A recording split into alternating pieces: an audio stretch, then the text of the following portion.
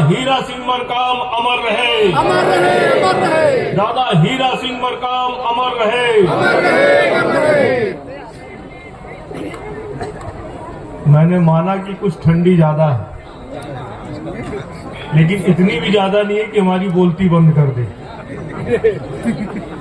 इसलिए अगर शेरों की संतान हो तो शेरों जैसा दहाड़ना भी सीखो। अगर सीख गए हो तो यहां दहाड़ कर बताओ।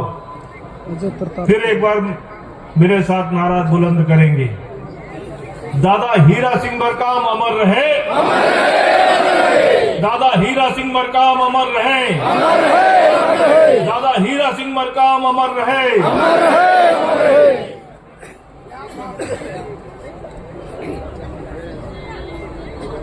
आज के कार्यक्रम के अध्यक्ष गोंडवाना समग्र क्रांति आंदोलन को जो अपने कंधों पर लेकर चल रहे हैं, हमारा नेतृत्व कर रहे हैं, पाली तानाखार विधानसभा क्षेत्र के लोकप्रिय विधायक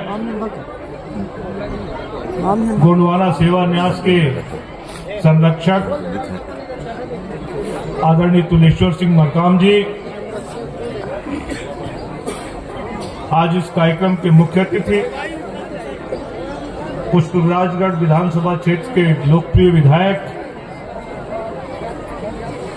आदरणीय कुंदेलाल सिंह मार्को जी, गोंडवाना समग्र क्रांति आंदोलन में जिन्होंने दादा हीरा सिंह मरकाम के साथ पूरे भारत को पग पग नापा है, ऐसे हमारे भैया श्याम सिंह मरकाम जी यहाँ पर इस सभा में बहुत सारे ऐसे लोग उपस्थित हैं जो आज गोंडवाना समग्र क्रांति आंदोलन में दादा हीरा सिंह मरकाम की प्रेरणा से उनके मार्गदर्शन में सक्रिय हुए और उस आंदोलन को अपने कंधों पर लेकर आज यहां तक पहुंचे। मैं ऐसे सभी महान भावों को सेवा जोहार करता हूं, उनके चरणों में प्रणाम करता हूं।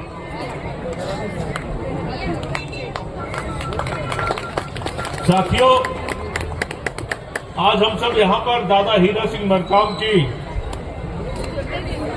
जयंती का आयोजन कर रहे हैं। दादा हीरा सिंह मरकाम की जयंती के अवसर पर केवल उनको भौतिक रूप से याद करना पर्याप्त नहीं है। दादा हीरा सिंह मरकाम के रूप में हमको जो मार्गदर्शन मिला था, हमको जो प्रेरणा मिली है, उस मार्गदर्शन, उस प्रेरणा का अगर हम संकल्प लेंगे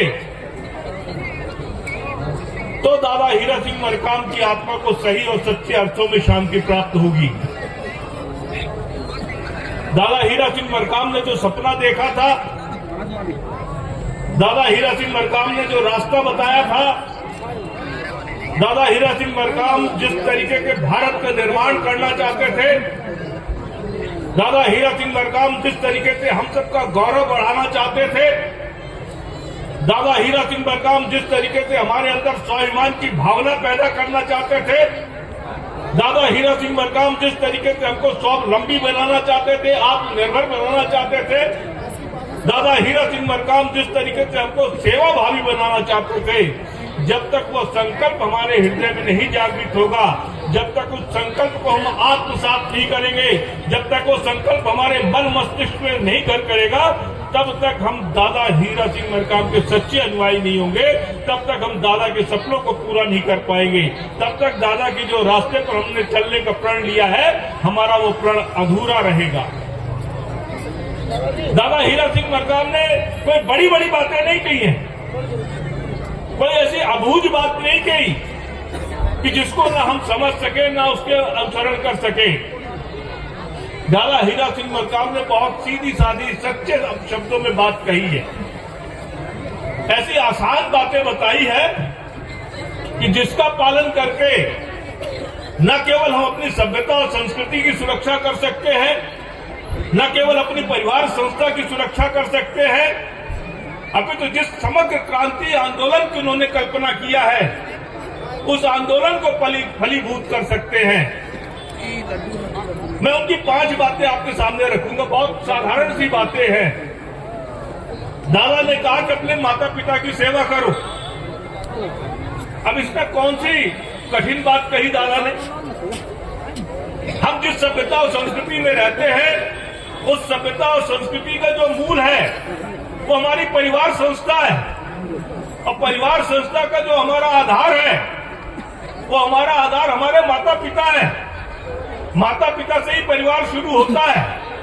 अगर दादा ने कहा कि माता पिता की सेवा करो, माता पिता का सम्मान करो, माता पिता की सुरक्षा करो, माता पिता ने जो रास्ता बताया है, जो संस्कार दिए उस संस्कार का पालन करो, तो इससे न केवल हमारी परिवार संस्था मजबूत होती है, अभी तो परिवार के माध्यम से ही हमारा समाज बनता है, हमारा समाज भी मजबूत होता है, हमारे एकता की भावना आती है, हमारे संगठन की भावना आती है।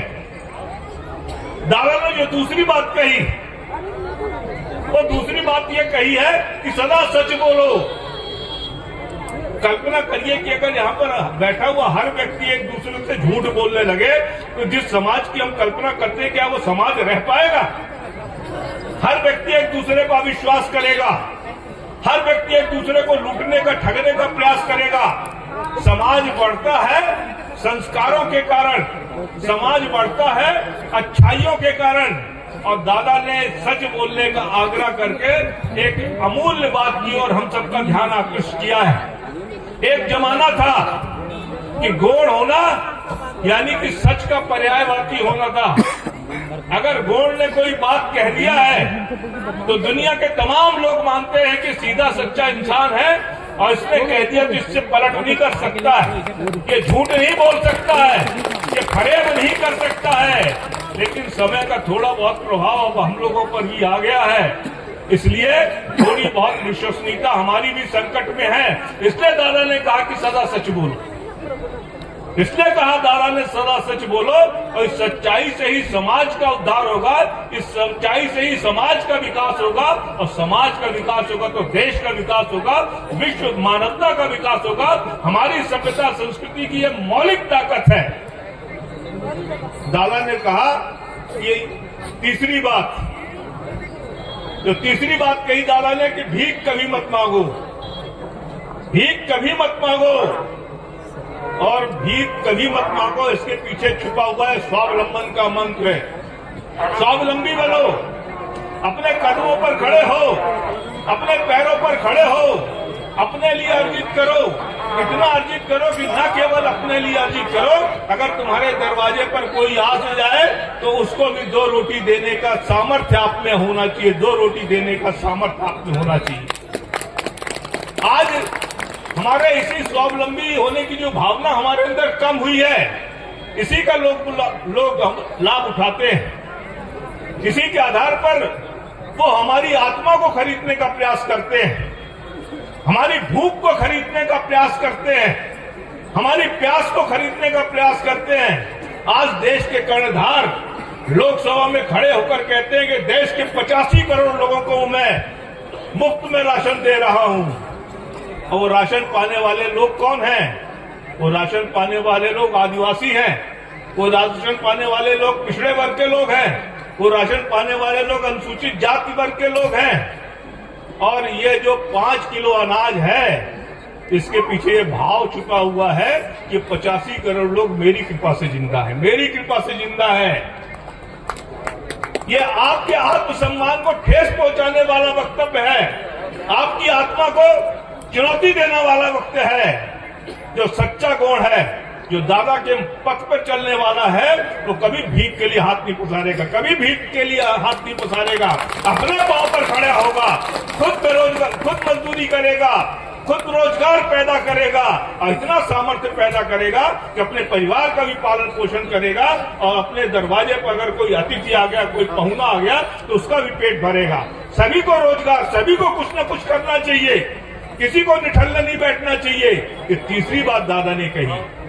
जो चौथी बात, उस चौथी बात को इतनी गंभीर है कि आज हमारे पिछड़ेपन के 1000 कारण हैं, लेकिन वो 1000 कारणों में जो सबसे बड़ा कारण है वो नशा है। नशा है, नशा नाश की जड़ है। आज हमारा समाज जो है नशे की गिरफ्त में है। इसीलिए दादा ने कहा कि नशा छोड़ो। अगर नशा छोड़ देते हो तो कितने फायदे होते हैं। आखिर इस दुनिया में हम जो भी काम करते हैं उस काम करने का माध्यम क्या है? हमारा ये शरीर है। हमारा ये शरीर अगर स्वस्थ रहेगा तो हम न केवल परिवार का, अपने समाज का, अपने देश का, इस दुनिया का बेहतर काम कर सकेंगे, ज्यादा अच्छा योगदान कर पाएंगे। लेकिन अगर हमारा ये शरीर खोखला हुआ, हमारा ये शरीर लुंज पुंज हुआ, हमारा ये शरीर अगर नशे की गिरफ्त में हुआ, हमारा ये शरीर अगर बेकाम हो गया, बेदम हो गया, तो ये भले 5.5 हाथ का शरीर हो लेकिन किसी काम का नहीं है। न तुम्हारे काम का है, न परिवार के काम का है, न समाज के काम का है, न देश के काम का है, न दुनिया के काम का है। इस शरीर से फिर न धर्म की रक्षा हो सकती, न संस्कृति की रक्षा हो सकती है, न सभ्यता की रक्षा हो सकती है। हमारे पिछड़ेपन का 1000 कारण है, लेकिन 1000 कारणों में सबसे बड़ा कारण, सबसे बड़ा कारण, सबसे बड़ा कारण नाश है, नाश है, नशा है। और इस नशे का नाश करो, इस नशे को समाप्त करो। ये दादा ने चौथी बात की। ये दादा ने चौथी बात किया। और 5वीं बात दादा ने कहा कि स्वाभिमान के साथ जियो, स्वाभिमान के साथ जियो। पाखंड को मत मानो, आडंबर को मत मानो। आपकी सभ्यता और संस्कृति को खाने की एक लंबी साजिश है। आप गोंडी धर्म को मानते हो, गोंडी सभ्यता को मानते हो, गोंडी भाषा के लिए लड़ाई लड़ते हो, लेकिन जब भी जनगणना होती है तो आपकी जनगणना किसमें होती है?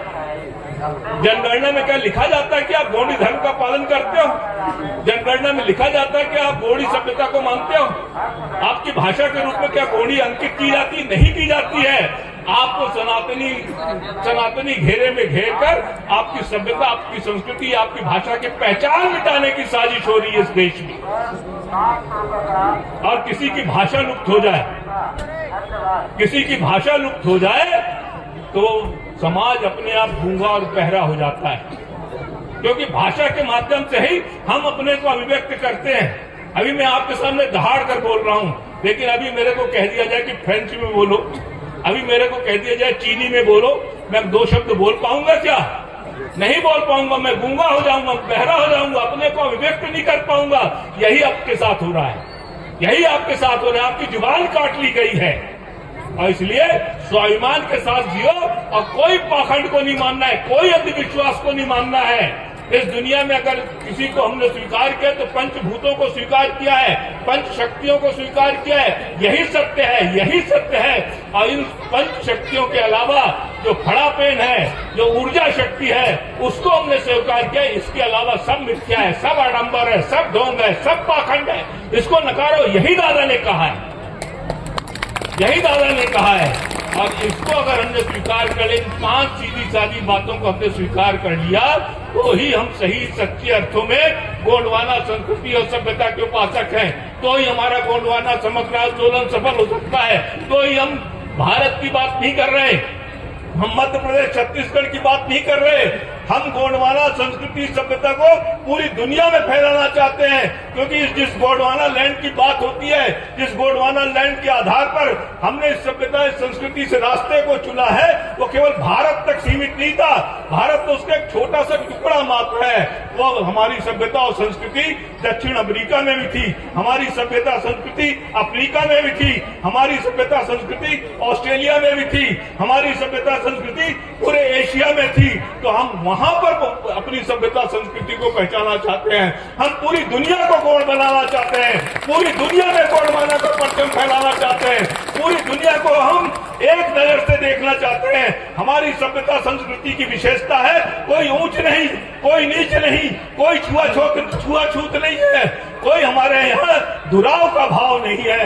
हमारे यहाँ कोई अमीर नहीं, कोई गरीब नहीं। हम व्यक्ति को उसकी योग्यता के आधार पर उसको काम देते हैं, उसका सम्मान करते हैं। हम न जात के आधार पर, न पात के आधार पर, न किसी अन्य तरीके के पाखंड के आधार पर किसी भी तरीके का विभेद नहीं स्वीकार करते।